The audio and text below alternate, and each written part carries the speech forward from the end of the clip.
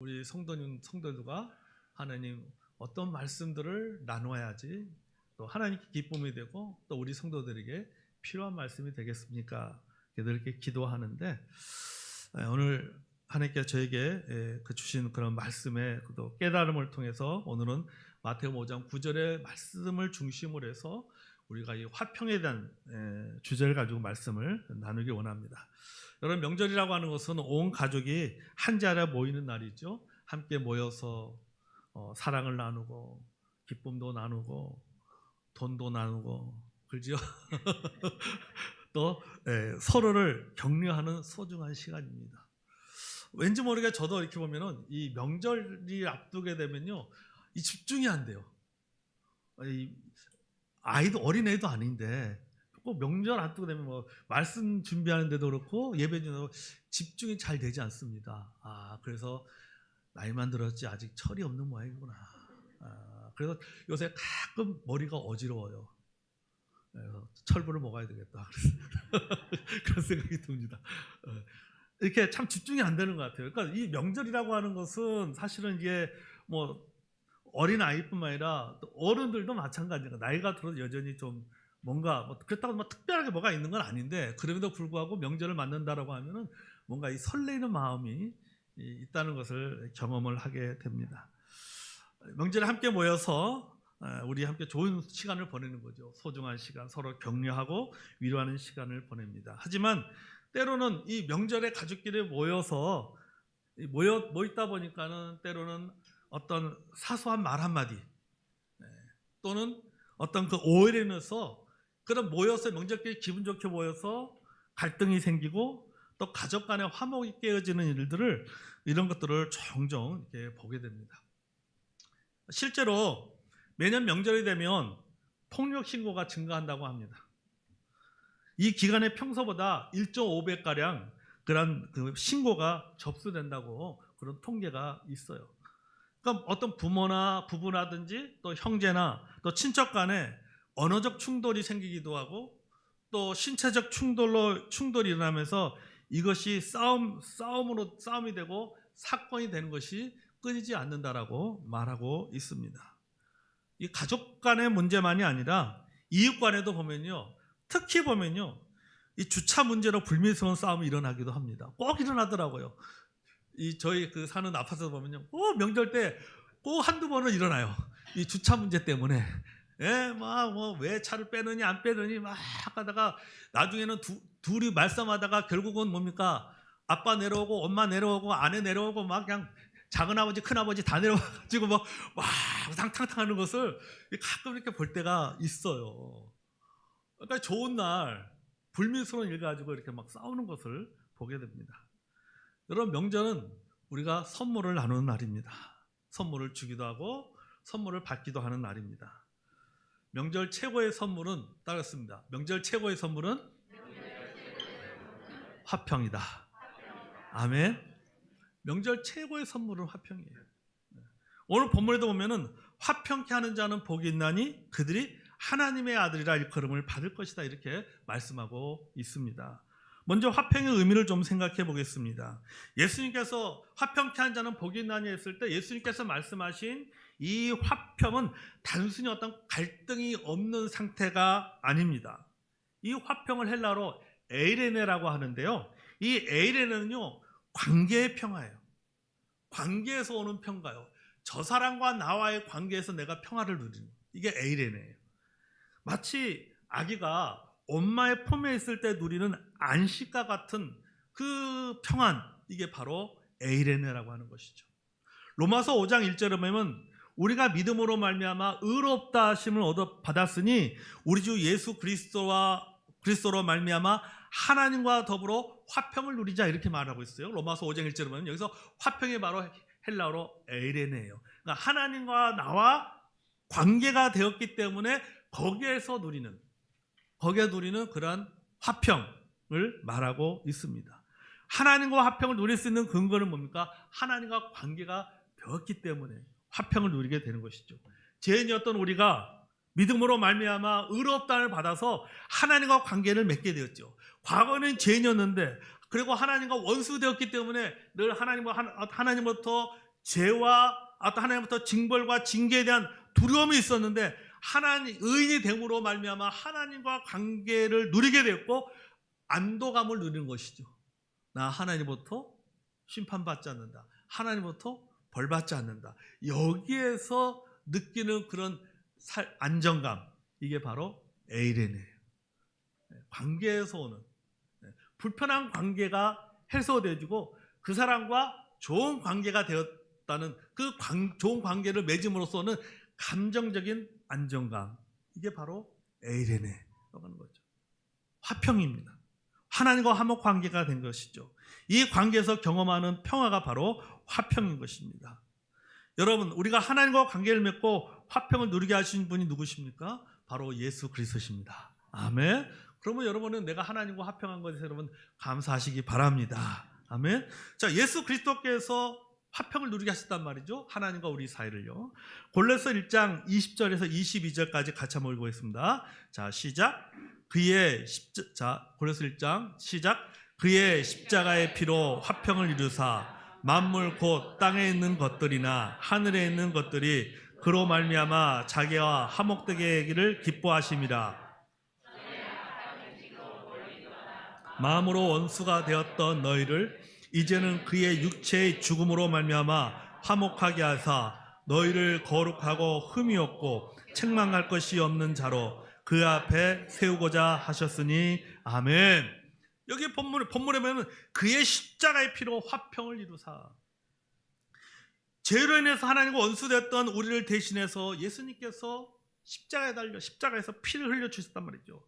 그 예수 그리스도의 피의 대가로 말미암아 하나님과 단절된 우리가 예수님의 피의 대가로 말미암아 뭐가 된 거예요? 화평한 관계가 되었다는 거죠. 예수 그리스도께서 화평의 다리가 되어 주셨다는 거죠. 희생해 주셨기 때문에 우리가 하나님과 화평한 관계가 된 거죠. 이처럼 여러분, 화평을 이루는 삶은 헌신과 희생을 요구합니다. 헌신하지 아니하려고 하고 희생하지 않으려고 하면 절대로 화평할 수가 없습니다. 이거는 가족 간의 관계도 마찬가지고 내 주변의 어떤 이웃과의 관계도 마찬가지고, 화평하기 위해서는 누군가가 희생해야 됩니다. 화평하기 위해서는 누군가가 헌신해야 됩니다. 갈등을 무시하거나 회피하는 것이 아니라 적극적으로 평화의 도구가 되는 거예요. 내가 평화의 도구가 되는 것이죠. 예수님께서 그렇게 하셨습니다. 여러분, 그렇다면 우리의 삶에서 화평을 깨트리는 것이 무엇이겠습니까? 제가 우리의 삶 속에서, 특별히 가족 간의 관계 속에서 이 화평의 문제를 이 가족의 문제로 우리가 국한해서 생각해 보았을 때에 이 가족과 관련해서 화평을 깨트리는 것들이 무엇이 있을까? 몇 가지를 제가 생각해 보았어요. 첫째는 뭐냐면 오해와 잘못된 기대 때문에.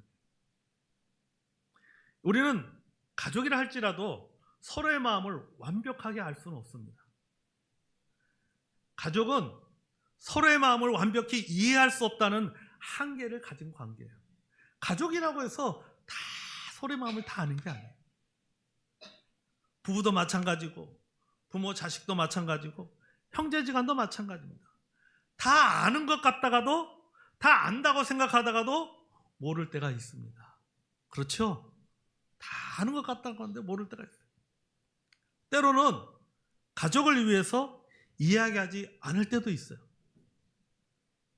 때로는 가족을 위한다는 명분으로, 너를 위한다는 동기로 우리가 말과 행동이 의도치 않게 다른 사람에게 상처를 줄 수도 있어요. 나는 너를 위해서 한 말인데 그게 상처가 된단 말이죠. 부모가 자식을 위해서 이런 말을 할 수 있는 거 아니야? 근데 그 말을 듣는 자식은 상처받는 거예요. 자녀가 부모님을 위해서 내가 이 말 할 수 있어, 진짜 선하고 순수한 동기로 말을 했지만은 그 말이 듣는 부모에게는 상처가 될 수가 있어요. 왜 그럴까요? 잘못된 기대 때문에. 진짜 잘못된 거예요. 안다고 하지만 알지 못하는. 안다고 하지만. 명절과 같은 특별한 날에는 더 큰 기대가 생깁니다. 아니, 가족이라면은 이 정도는 해야 되는 거 아니야? 가족이라면 당연히 이 정도는 해야 된다는 생각을 갖게 되는지요. 이런 기대를 갖는 거예요. 이 정도는 가족이기 때문에 이 정도는 해야 된다라는 그 기대를 갖는데 내가 생각한 것만큼 그 기대에 이르지 못했을 때, 그 기대가 충족되지 못했을 때에 우리는 뭐합니까? 거기서 마음에 무슨 마음이세요? 서운함이 생기는 거죠. 이 서운함과 섭섭함이 지나치다 보면 이것이 쓴뿌리가 되는 거예요. 기대가 충족되지 않으면 갈등이 생기고 화평이 깨집니다. 서로가 격려받고 싶어요. 서로 도움받고 싶어 할 때도 살 수도 있어요. 여러분, 우리가 가족이 모일 때는 어떻습니까? 그 가족이 함께 모이는 그 자체에도 그 기대감이 있지만 우리가 함께 모여서 진짜 가족 간에 모여서 서로 격려받고 싶고 서로 있는 그들의 모습으로 격려받고 싶고 세움받고 싶단 말이죠. 그래서 모이는데, 그래서 그런 기대감을 가지고 모였는데 그 기대가 깨어질 때에 갈등이 생기고 다툼이 일어나게 되는 것입니다. 자녀는 부모님에게 따뜻한 격려를 받고 싶어 합니다. 하지만은 부모는 자녀가 성공을 자랑하거나 경제적 지원을 해주기를 기대할 수 있습니다. 그러나 서로의 기대가 맞지 않으면 실망과 갈등이 생기게 되는 것이죠.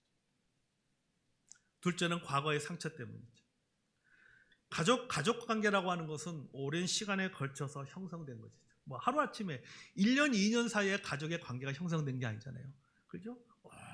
오랜 시간 동안 함께 하면서 그 형성되어졌습니다. 그런데 그 과정에서 생긴 상처가 해결되지 않는 채 남아있는 경우가 참 많습니다. 그게 어떤 문제가 가족 간 어떤 문제가 발생했을 때 그 문제가 해결되어지고 나가는 것이 아니라 그 문제가 해결되지 않은 상태에서 뭡니까? 계속해서 대부분의 가족은 그런 것 같아요.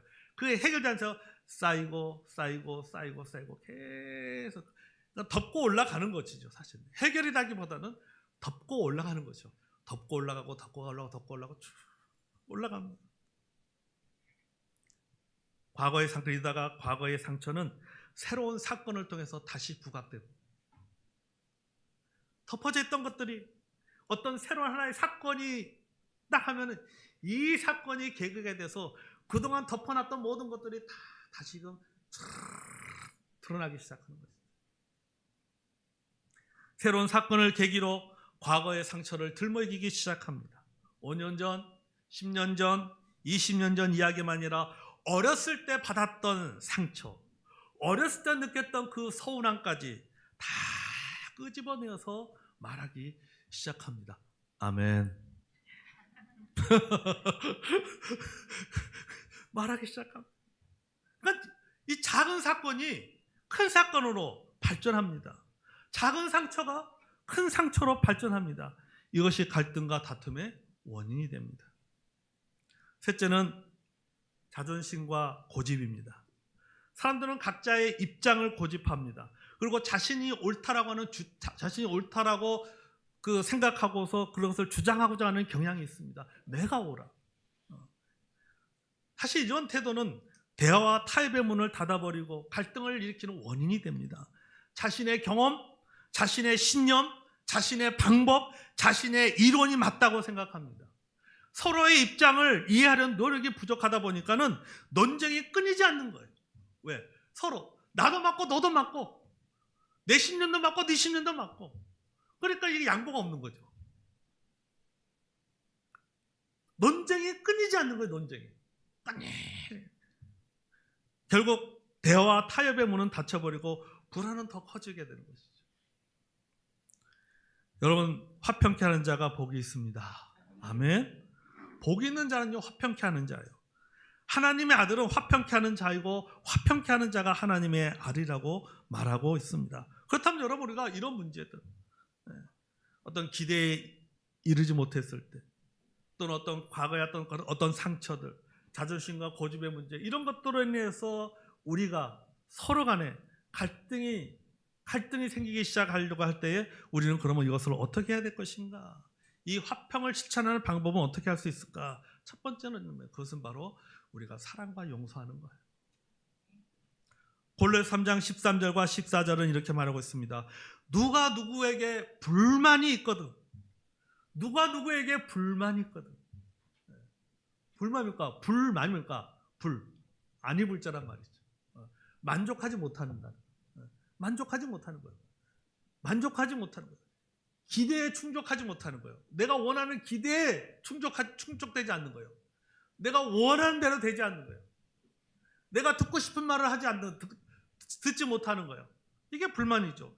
누가 누구에 불만이 있거든. 그러니까 서로 용납하여. 서로 용납하라는 거예요. 품어주라. 피차 용서하되 주께서 너희를 용서하신 것 같이 너희도 그리하고 이 모든 것 위에 사랑을 더하라. 이는 온전하게 매는 띠니라. 이렇게 말하고 있어요. 온전하게. 하나로 묶어준다라고 하는 것이죠. 무엇이요? 용납하고 피차 용서하는 그것이 하나로 묶어주는 거예요. 화평의 시작은 여러분 사랑과 용서에서 비롯됩니다. 아멘. 과거의 상처와 잘못을 사랑으로 감싸고 용서할 때에 갈등은 사라지고 화평의 문은 열리게 되는 것이죠. 주님이 우리를 용서해 주셨다. 주님이 우리를 품어주셨듯이 저와 여러분도 우리가 서로를 품어주는 저와 여러분 되길 주의 이름으로 축복합니다. 아멘. 둘째는요, 경청과 이해예요. 경청은 뭔가 잘 들어주는 거예요. 잘 들어줍니다. 여러분, 잘 들어주면 이해하게 되는 거죠. 잘 들어주면 이해하게 돼요. 이해하면 갈등이 풀립니다. 야고보서 1장 19절에 보면 듣기는 속히 하고 말하기는 뭐하라? 더디하라. 제가 오래전에 야고보서에 대해 말씀 나누면서 그런 얘기했어요. 듣기는 속히 하고 말하기는 더디하라. 이걸 이렇게 생각한답니다. 따랐습니다. 3분 듣고 1분 말하기. 아멘. 1분 듣고 3분 말하기. 그렇게 하지 말라는 거예요. 3분 듣고 1분 말하기 하라는 거예요. 3분 듣고. 듣기는 속히 하고 말하기는 더디하라. 그러니까 서로의 이야기를 경청해야 된다는 거죠. 그런데 이 경청에는 뭐가 필요할 것 같아요? 경청한 데는요, 따랐습니까? 인내가 필요합니다. 아멘. 다른 사람의 말을 들은 시간에는요, 진짜 인내가 필요해요. 인내가. 그냥 들으면서 입이 근질근질근질근질 하죠. 그냥 말하고 싶으면 막 저도 막 목사님들하고 같이 막 얘기하다 보면요, 듣는 것 같은데 어느 순간 제가 막 이야기하고 있어요. 중간에 끼어들어서 막 그러면서.